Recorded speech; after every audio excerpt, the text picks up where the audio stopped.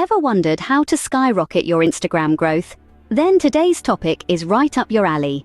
We're about to uncover the secret world of Instagram proxies and how they can be your catalyst for rapid growth. So, what exactly are Instagram proxies?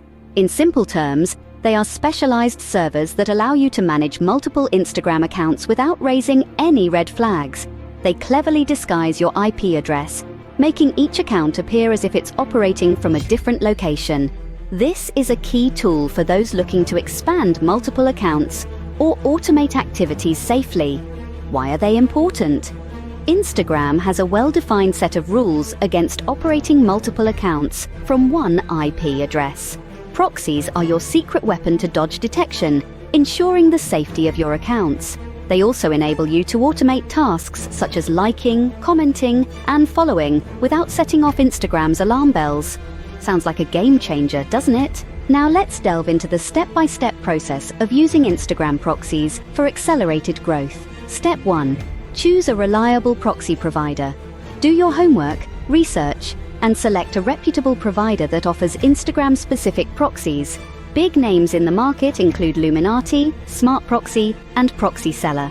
Step 2. Set up your proxies.